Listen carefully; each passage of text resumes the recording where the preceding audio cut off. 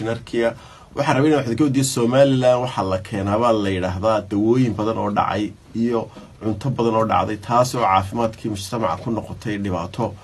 hay'adiinu ilaa hadda waxa la taaban karo ay ka qabatay dhibaatadaasi ma jirtaa hay'adaydu kulay dabcan waa hay'ad kobcaysa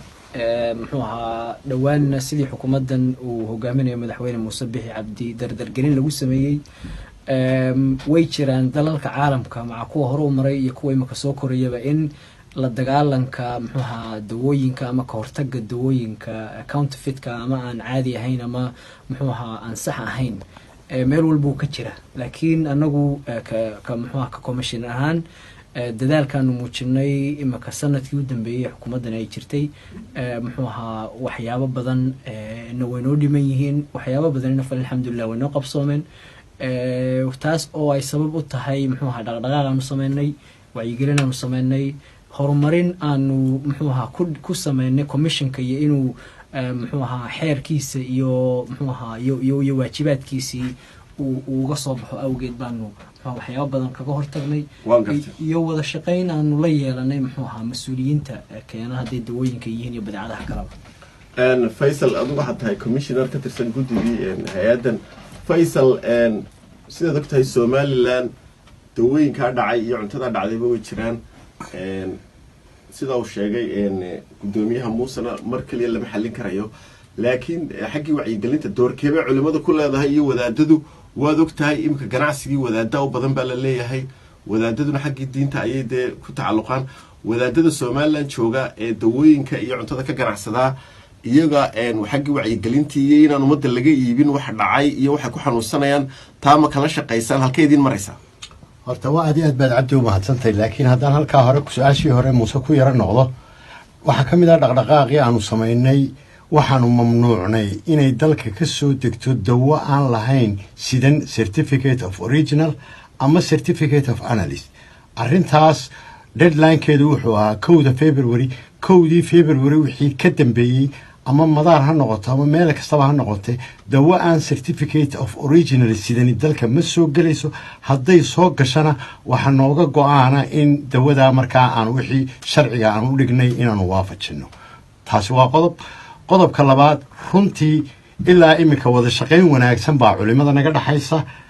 waxaananu rajaynaynaa in ay sii laabaan oo hadday wacyigelinta tahay hadday masaajidada tahay iyo hadday ganacsiga tahay hawshani waa hawl Soomaaliland oo dhan u taala aanu ku magacowno waxaan oran karaa tayada hawsh dawada cuntada cosmeticska biyaha warshadeynta waxa soo dhamay waa wax guri walba galaya meel ay ku koobayeen ma laha xuduud marka waxaan rajaynaynaa mujtamaca Soomaaliland dhammaantoodba in ay nagala shaqeeyaan oo aad iyo aad hadday wacyigelin tahay iyo hadday ilaalin tahayba ay wax nagala qabtaan waan gartay gudoomiye Muuse imika waad ogtahay sida uu Faysal sheegayba hawshan waa hawl ballaaran aqal walba soo galaysa wax walba soo galaysa dawladda Soomaaliland ma idin siisay miisaaniyadii ku haboonayd ma leedin siiyay waad ogtahay ilaan cuntooyinkan iyo dawooyinkan waa la baaro oo la geeyo meelo laab ah oo wixii lagu baaro ma in wacyigelin iyo hadalunba wadaan mise talaabooyin iyo laababa dhisateen shay baaro ma waxaad samaysay shaqaalaha tababarateen ma leedin siiyay agabkii u baahnaydeen ma leedin siiyay miisaaniyadii u baahnaydeen mise waa socoto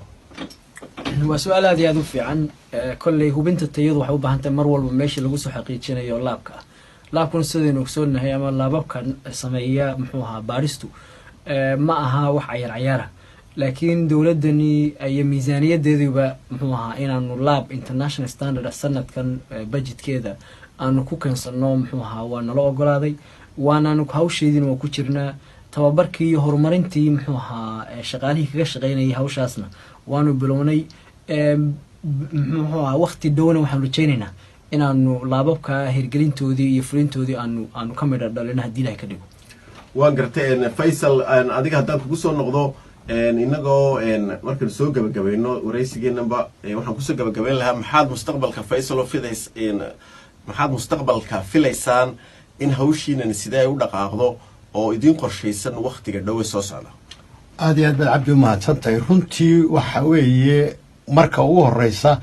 haddii hawl la gelayo hawshu waxay la mid tahay nin dagaal gelaya ninka dagaal gelayana hubkiisii iyo saadkiisii iyo tababarkiisii iyo ciidankiisii buu diyaarsadaa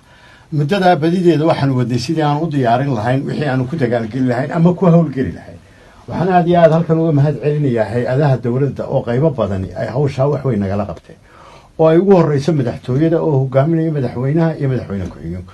wasaaradda ganacsiga aad iyo aad baan ugu mahad celin